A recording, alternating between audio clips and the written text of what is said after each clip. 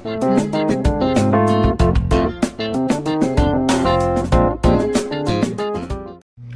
Ma'am Janine, i-buy off na natin. Dati namang may power yan, pag pinindot mo hindi lang siya nagana, di ba? Ayan, tapos ibababa natin to. Kunwari nag-press na tayo ng bala niya, tapos may tubig naman na yan, ayun oh.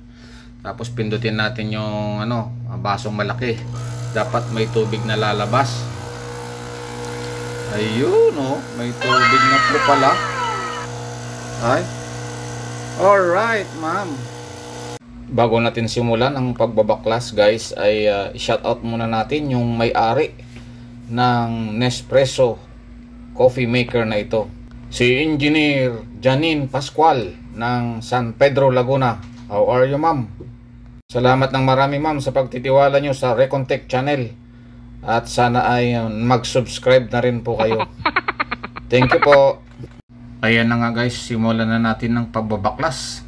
Kaso mo ay mali at hindi nagwo-work ang aking positive screwdriver. Ay naku naman, special screw pala ito. Uh-oh. May nakaharang sa gitna. Ay sus, star na klase. Yan o, buti na lang marami tayong mapagpipilian dito sa tools. Special tools mga guys ang kailangan dito sa pagbabaklas. Star type. Tapos mayroon pang nakakuntil dun sa gitna ng screw.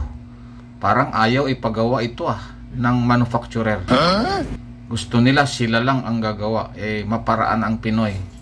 Ayan, at inuumpisa na ni Mr. Recontech ang pagtatanggal ng screw. As you can see, guys, natanggal na ang isa. At isunod na natin ang isa. Medyo paiksian lang natin ang video na to para hindi kayo mainip, lalong-lalo na sa aking mga viewers. Ipapaliwanag na lang ni Recontech kung paano ito binaklas. Sige, antabayan nyo na lang, guys. So initially mga guys, after nyo matanggal yung dalawang tornilyo, ay dito sa gilid kayo mag-uumpisa ng pagsikwat, na katulad ng ginawa ni Recontech. Ayan, makikita nyo naman sa sulok natin na tatanggalin. Tapos yung kulay pula na cover na yan ay bubukadkad side to side. Okay, yun naman ay natanggal na kulay itim ay patungan lang ng baso. Pero ang ating focus ngayon mga viewers at subscriber na nanonood ngayon ay yung pagtanggal ng cover na kulay pula. Ayan, so abang-abang lang tayo mga guys. Katulad nga ng nabanggit ko kanina sa unahan, ay dito tayo sa sulok ng cover na kulay pula tayo mag-uumpisa na magsikwat. Ayan, katulad niya no, nasa sulok ako nag-umpisa. Ayan. Ayan o, maririnig mo yung tunog yan.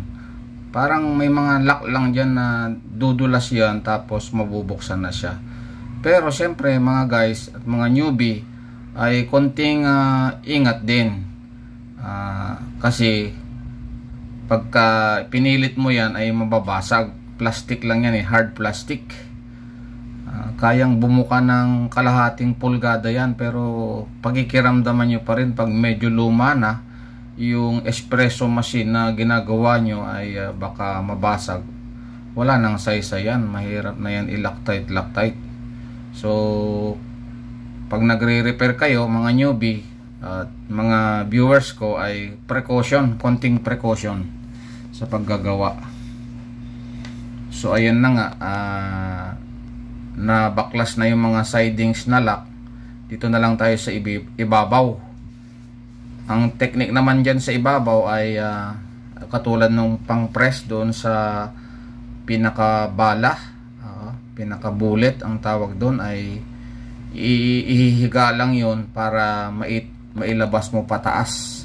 Ayan na, malapit na gusto ko sanang ikat yung iba para iiksi ang video na to, pero ito yung part na ayun, dumulas na siya, diba? Ito yung pinaka part na importante para sa mga newbie na gustong gumawa ng espresso machine na ito. Ayan, nailabas na, diba? Kung napansin nyo, reviewin nyo dun sa pabalik, ay in-slide niya yung pangpiga ng bullet, yung sa ibabaw na handle, yun, na-slide ng konti kanina kaya nailabas na. So, eto na, pwede na tayong mag-skip dahil nabuksan naman na natin. And then, kakalasin na natin yung pinaka-switch dito sa ibabaw. Akala ko dati ay tack switch to, mga guys, mga newbie, pero nung makita ko ay hindi pala. Ang tawag dyan ay resistive switch. What? Ayan. Dahil ang sabi ng may-ari dati ay baka switch lang daw, hindi gumagana pag pinipindot. So yun din ang akala ko. Pero nung nabuksan ko, mga guys, ay hindi pala siya switch as tack switch. Resistive switch ang tawag sa kanya. What? Ayan, sa pagpapatuloy, ang background pala ng problema nito, mga guys at mga newbie, ay may power naman siya, nagbiblink naman siya dyan sa ibabaw na yan, may ilaw, pero pag pinindot mo para mag-umandar ay wala po. Yun po yung naging problema nito. So sa aking pag troubleshoot, mamaya ipapakita ko sa inyo, mga guys. Tuloy nyo na lang yung papanood dito sa pagre-repair natin. So ito na yung pangalawang part na tatanggalin natin, mga guys, sa mga newbie. Ito yung patungan ng container ng tubig. Yan, isa rin yan sa humahad lang sa pagtanggal ng cover. So ayan na siya, as you can see, natanggal na.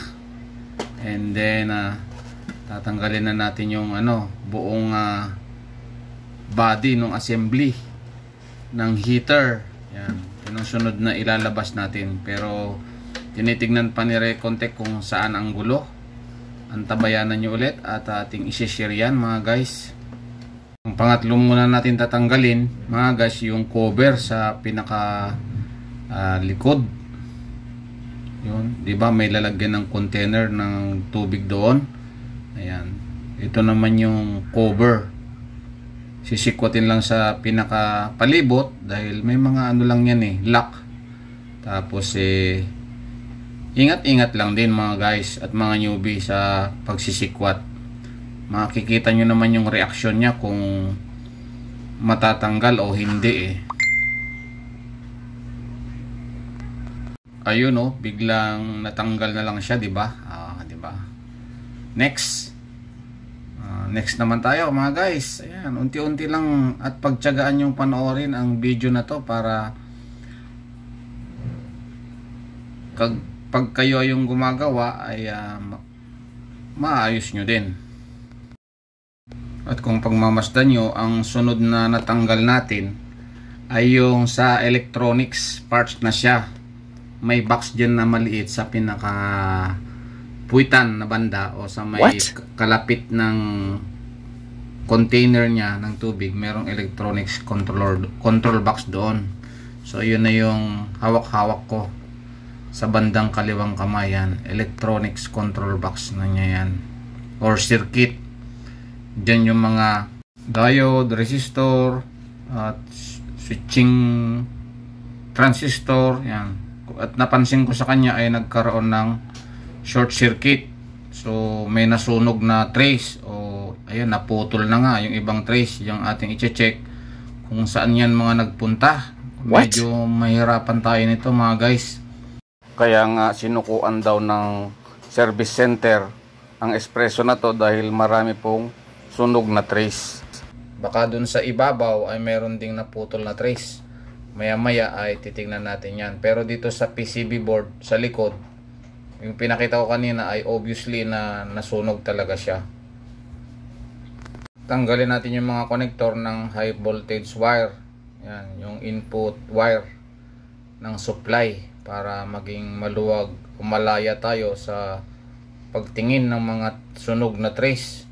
Kasi napansin ko meron din ng itim sa part o area na ito. Kaya si Recontech ay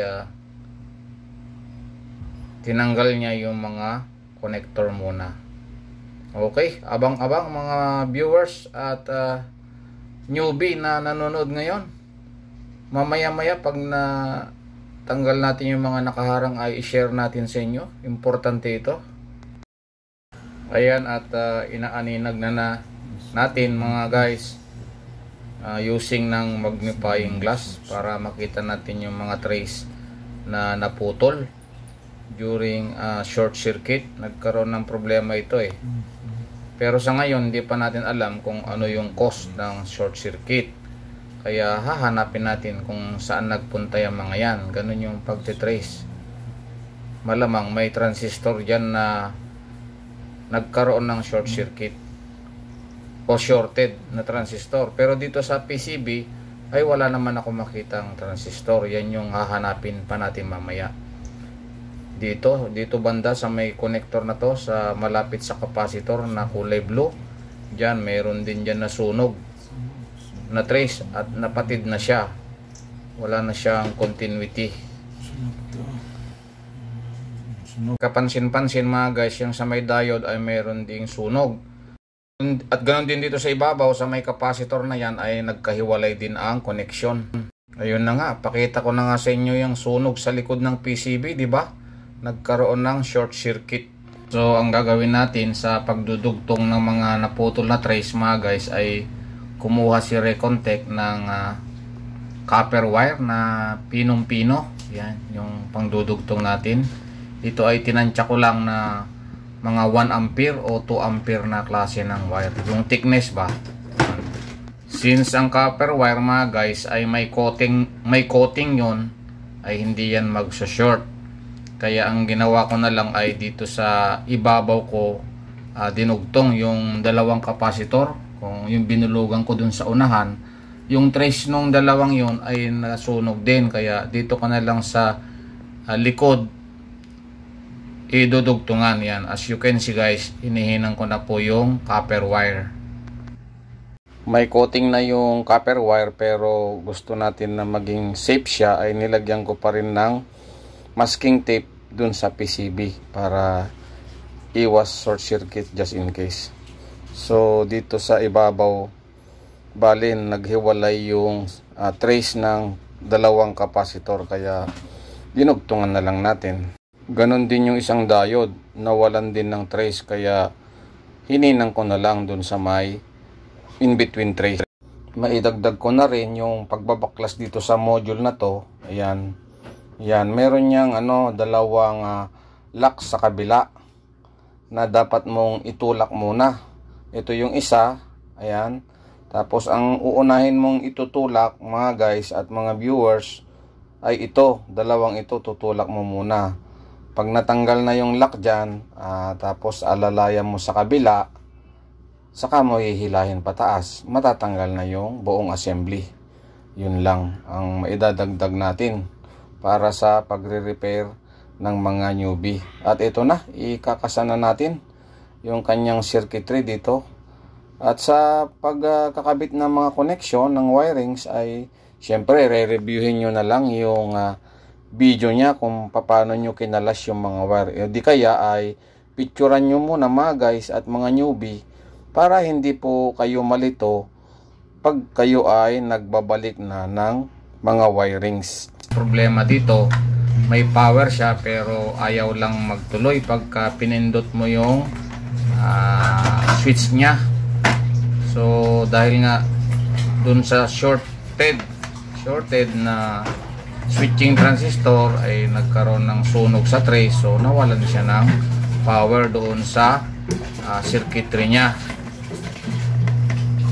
After natin mapalitan yung power transistor at naidugtong yung mga traces na naputol, so ito na, at malapit na tayo sa part ng pagtitesting. Ibinabalik lang ni Recontech yung mga cover. Maraming salamat ulit sa inyong pag-aantay mga guys at mga viewers ko ngayon. At kung sa feeling mo na ikaw ay natuto sa video na to, ay huwag mong kalimutan naman na mag-subscribe sa Recontech channel para yung ibang mga videos na naka-upload dito ay mapanood mo din. At kung magkaroon man tayo ng bagong i-upload ay ma-notify ka. Maraming salamat. So eto na guys yung pinakaantay nyo, sa testing na tayo. isaksak na natin, tapos pindutin ang power on. Ayun, mayroon na nga. Umilaw na yung dalawang button. Gagana na kaya? Come on guys, let's try it now. Boom boom boom boom. Ito siya ng tubig oh. Yun oh. Oh. Meron na dito sa nagbi-blink. Yun yung maliit lang na amount, parang pangdagdag. Ito yung mas marami, yung malaking baso. Pindutin natin yun, nag-response din oh. Oh, yan, meron. Alright. Ayan oh. Patay tayo dyan. Oh, see? Magana. Yan, mas marami. Mas mahaba yung timer. So, ayan nga, nag-success tayo mga guys. What are you waiting for? Subscribe na. Thumbs up pa si Recontek oh. Hanggang dito na lang ang aking may paglilingkod sa inyo. Maraming salamat and God bless everyone. Bye bye.